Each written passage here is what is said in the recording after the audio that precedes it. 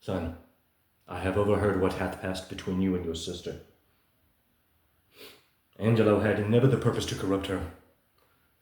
Only he hath made an assay of her virtue, to practice his judgment with the disposition of natures. She, having the truth of honor in her, hath made him that gracious denial, which he is most glad to receive. I am confessor to Angelo, and I know this to be true. Therefore, prepare yourself to death. Do not satisfy your resolution with hopes that are fallible. Tomorrow you must die. Go to your knees and make ready. Hello, everyone. Happy Sunday. The day of rest. In Western culture, celestially, I don't know what the actual day of rest is, but 7-day Adventists say it's Saturday. It's more of a metaphorical truth, but typically, right, Sunday is the day that no work is done in America. I hope everyone's having a good weekend. I see that the channel is picking up steam, right? Pushing 750 subscribers, and I appreciate that. Really, I do. And for those of you that are new to the channel, my name is Brian Jennings. This channel is about discussing my relationship with Quentin Tarantino. I sent him a series of letters about playing the lead in the movie Critic, which led to him canceling the film and led to where we are now. Right? Quentin is a powerful psychic clairvoyant who remote views anyone he wants and occupies the minds of the actors and actresses in his films.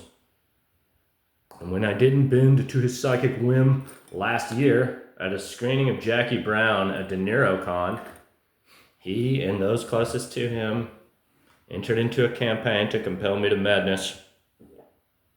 And I would say suicide, but I think that on the crudest level, right, on the just like, oh, let's do this, it was to make me seem insane so that he didn't have to, right, look me in the eye, so that he didn't have to give me a chance.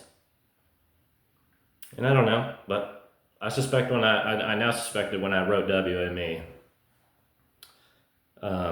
everyone around him was like, why does it gotta be a fucked up mind game? Why does it gotta, give this guy a chance, reach out to this guy? He's done a lot. And I had, and now I've done way more. Right? So, he got what he wanted. And I don't know that he did in the way that he wanted, but he got me to seem insane to WME at first. Right? And now, right, I'm crawled all the way into their minds. Right? So, I started this channel, right? I started talking about it because he led me to believe some things, that he had a woman in his life, a young girl, right? That he called his daughter, who loved me and wanted my baby and all these things. And I believed their bullshit for months. And then when I revealed myself, right, boom, there it is, right, celestial vision board behind me, right? He admitted to me he doesn't have a daughter, and so I've been trying to come clean ever since, right? Because then that's when it became obvious, like, oh, you're trying to make me kill myself. I see. And the reason that I say that is not because of anything other than what it is, right? That there is this thing, right? It's called clairvoyance, psychic communion, right? Telepathy, right? Pure communion of minds, right? As David Berlinski says, right? And so he didn't create this condition between the two of us, right? Which is absolute. It's the strongest psychic connection in the history of mankind, right? For us to persist in this way, right? Where On some level, I question my every thought, and on some level, he questions his every thought for the last 20 years of his life. That is a sick, dangerous, pathological condition, psychologically, right? Therefore, right, his design was always for me to eat a bullet so that he could have my scene for free. I sent him a scene with my letters, and then he won't have me in his head, right? Because it's a pendulum, right? So I've written a novel of my experiences. We're barreling through it. We're in the epilogue now, where I'm about to reveal myself. And I haven't read it in a long time, so I don't really know like what it says, but it's right. It's a lot. As far as right, I started remote viewing the girl that he alleged was his daughter. Her name is Allison. Instagram handle at @LAGene_3 or 4. And he just was poisoning my mind with bullshit because he doesn't want me actually watching her, right? And so within like, I don't know, 2 days, 3 days, right? She was a prostitute, And so when he kept like plaguing my mind, right, with notions of her getting fucked for money, notions of her poisoning men's minds so they keep paying her to fuck her, right? I said, oh, well, how about this? How about this? How about this? How about this? How about this? And almost immediately he said, oh, no. This is not like, there's no daughter. Got you good. And that's when I said, okay, we're gonna talk about it. And so I talked about it for a little while, right? I've written any number of people to help us reconcile. And so I wrote all of them again, and I said, I want you to show me everything that's been sent to you that involves me. And of course, they never said anything, both institutions. Shows everything you need to know, that he did in fact slander me. Because if it was just one guy who supported them, one fan who supported them, who's struggling with mental illness, then I know at least with the band Fish, they would have scanned the letters and sent them to me and said, we wish you well. We have nothing but love for you. You're always welcome at our concerts. Thank you for supporting us. And so again, right, like, whose autograph is that, right? Right? This is not a flight of fancy, right? And so Quentin, on his end of the argument, can always say, oh, I have no idea what he's talking about, right? But that they're all through the same tactics, which are revealed in this book, Quentin's novel, Once Upon a Time in Hollywood, the novel, right? That Cliff Booth is Brad Pitt and Quentin Tarantino is Charles Manson, right? That Charles Manson talks to Pussycat on page like 82 through 85 in this book, right? In the same way that Quentin told me he wanted me to question him about cinema speculation. In the same way that he told me he had a daughter who loves me, right? In the same way that he told me she's a bitch who gets pissed on for money. In the same way, right? That he told me he has no daughter. That's all the same. They're all the same tactics, right? And so now that we like have that understanding, right? That we say, okay, he's been deceptive, right, with this divinity, right? It's a divine resonance, right? Hopefully it will make more sense to everyone involved why I live in perpetual anxiety, that he's gonna send people to murder me, and he's laughing his ass off right now, right? Because, right, he's gonna hit his breaking point psychologically. Right? I have no choice but to assume that, right? He's lied to me so many times in this way, right? The only thing that I can like rest in is that he wants me to die. That's all. That's it. He didn't do all this for us to embrace each other and pat each other on the back, right? And I don't even have time to like go into the highest evil, but it's been mentioned a couple of times on the channel. Right? So, we're barreling through the novel.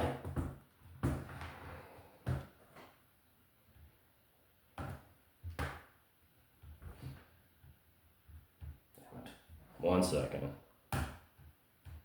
And then I'll take some time to discuss the novel. Typically on the channel, right? I'll introduce myself, I'll introduce the channel, I'll say what it's about. Then I'll do a reading from the novel. And then we'll discuss the writing, we'll discuss the nature of reality, how mine and Quentin's relationship is forged, how it is perpetuated, right? And how, if you wanted to, someone could perhaps help, if you were interested in helping. And of course, that's by writing his agency, William Morris Endeavor, right? 9601 Wilshire Boulevard. Or you could write the New Beverly Cinema, right? In Westwood. Or you could write the Los Feliz 3 Vintage Cinemas, 1822 North Vermont Avenue. So the weekends are always tough, right? He was evil yesterday, for sure.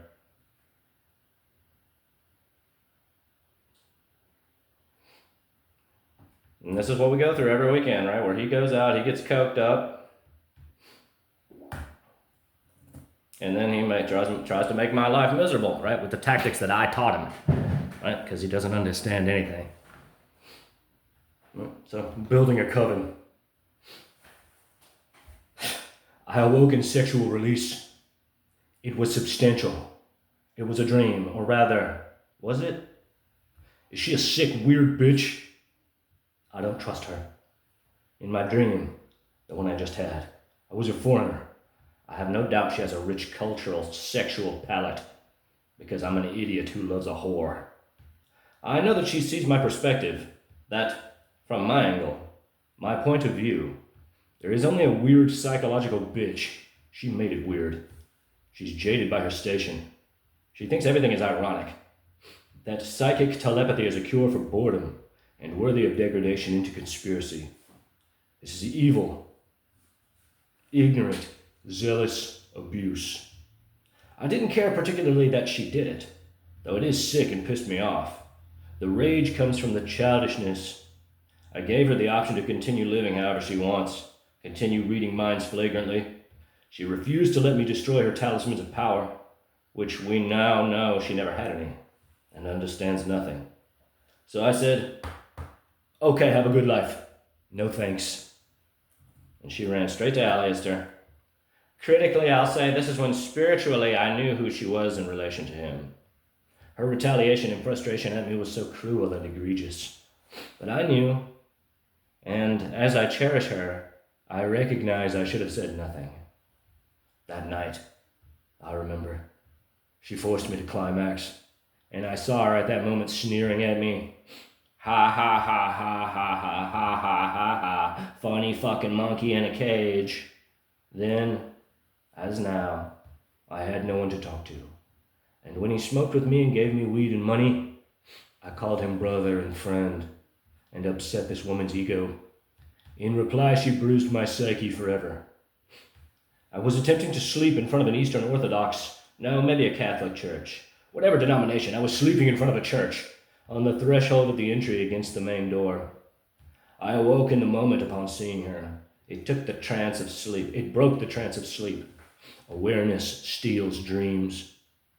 Doesn't get much uglier. And to be clear, I never said who she was, only that I had this complicated relationship with Alistair, but that, despite our difficulties, he's an ethical guy. And maybe he's pushing this woman on me feeling guilty, because it wasn't necessary. We can just speak. It was the first, not the last time. I see the excitement. I see both sides. Nothing she does is difficult. However, she fucks enough strangers to never need my help.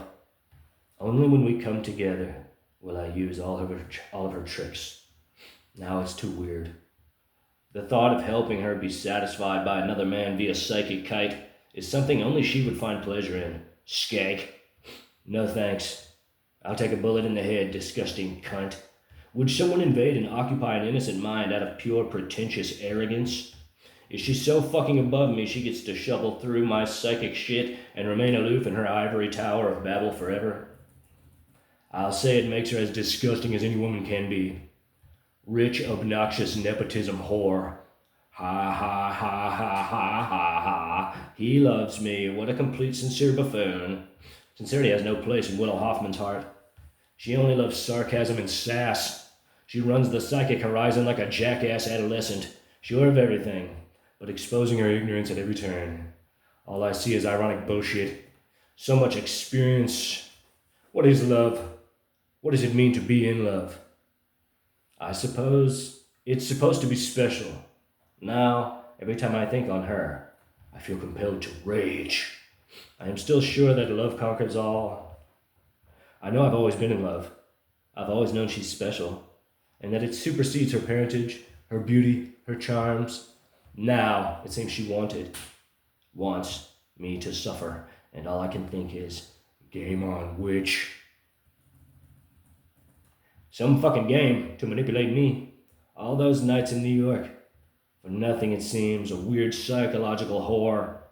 Now it feels necessary to meditate on violence, so that we're all having as much fun as I am. She went too far out of her way. What did she really expect? I guess she really is so steeped in irony she thought my curse was a joke. She thinks I'm a fucking joke. How funny. This man instantly believed me. A psychic witch whore. He's my finest hour. A pure white wizard degraded into sorcery. The only magic I know. What a fucking tool he is. All that power and no irony? Sincerity? Compassion? What a jackass.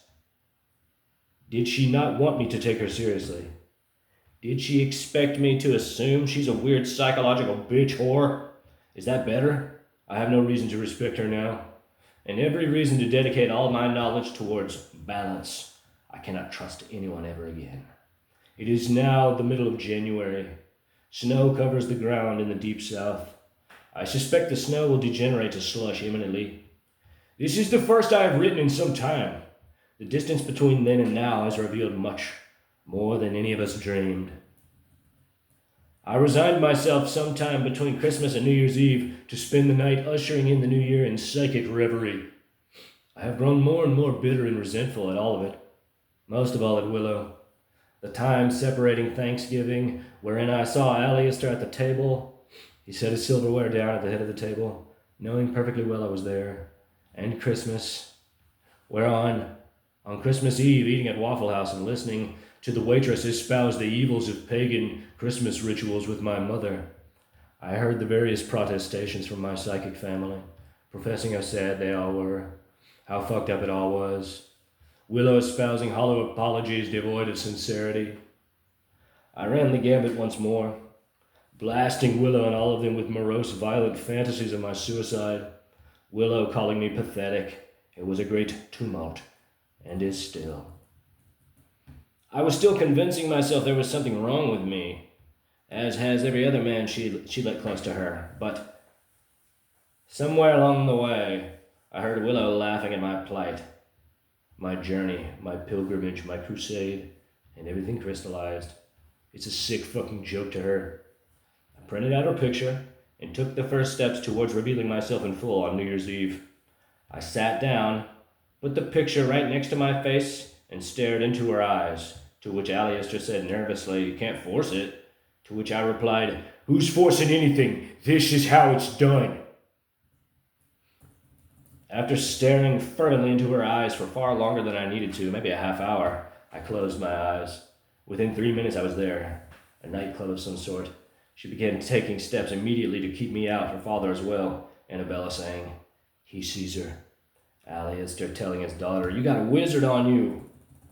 Willow dashed away right at midnight, knowing I was watching, using her omnipotent sexuality to carouse the complete buffoon she spent her time with that night to take her wherever they were staying. She jeered at me all night, moaning like a whore, telling me, "I'm not a bitch, I'm not a bitch, I'm not a bitch," in rhythmic tempo to the pounding of her disgusting cunt. Willow told me she wasn't special. Alistair told me it's just a movie. And by the end of the night I knew. They really are playing the magic game. Game on, bitch. So I'll stop there, because I only have so many minutes. Right? There's no daughter. Right? It was all bullshit. All an elaborate, right? So he can say, look how crazy he is. My daughter's a sweet little girl, right? Like he put baggage, right? He put so much for him to be her father as well. No. Let's just say that I'm right because I am right. Right? And Quentin and I are each powerful clairvoyants and have this psychic connection which has degraded into magical siege, psychic warfare. Right? That Quentin has this little girl, right? This little oblivious girl, right? Who's still wild in her mind. Everything's like raw and unrefined, and she's like all psychic, right? In a lot of ways, right? Perhaps she can speak well, but in any event, right? Quentin and the people around him, right, buried my mind, right, for about 5 months, with notions, right, of his daughter being a skank, of his daughter being a whore. Right? So what do we know about telepathy? Right? I only have a few more minutes left. Right? We know that when Aleister Crowley says, "Do as thou wilt, will is the law," right? That what he's saying, right, and I've said it a number of times, right, that life is a psychic pressure, right? It's a divine intellectual pressure against the firmament of space, right? And so, right, a thought is a force, and philosophy should be an energy, right? That what I'm saying is that these are notions of intention, of intent, right? That him and the people around him, right, they're all just pushing out, right, these ideas, right, these thought forces from their awareness to me, right? But in order to get to me, right, this is my point, right? It goes out omnidirectionally, instantaneously as a sphere, right? And so all the evil, right, scans them, right?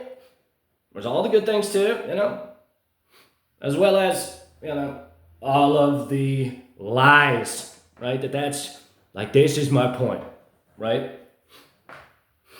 Right? That if I'm telling the truth, and I am, right? Then Quentin, right, has been bombarding his daughter's magnetic body, right? Her subtle auric egg, right? With ugly, dangerous notions,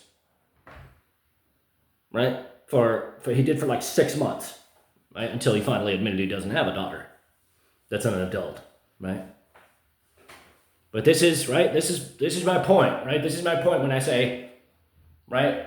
And this isn't even including, right, the fact, right, that I cursed that witch to high hell who stole all my secrets. And then he revealed to me that it was his daughter, right? So she got, right, that little girl, right, got all that bullshit, and she got all the love I gave that phantom as well. That's true. That perhaps there's some sort of balance there, right? But I posit, right, that the fact that it's both parents, right, blasting the psychic landscape, right, the psychic horizon in their house all over the world, right? But really, it's like these are the two factions, right? With notions of Quentin's daughter being a slut, being a bitch, getting paid for sexual acts, right? That's gonna wreak havoc on her psyche, right? So, see what's good in your life. Know that life is not an accident. All instances of clairvoyance is the mind of the adept tapping into the non-local conscious field which permeates all of space. So let me know what you think. Like, comment, subscribe, share. I'll make another one later today. God bless.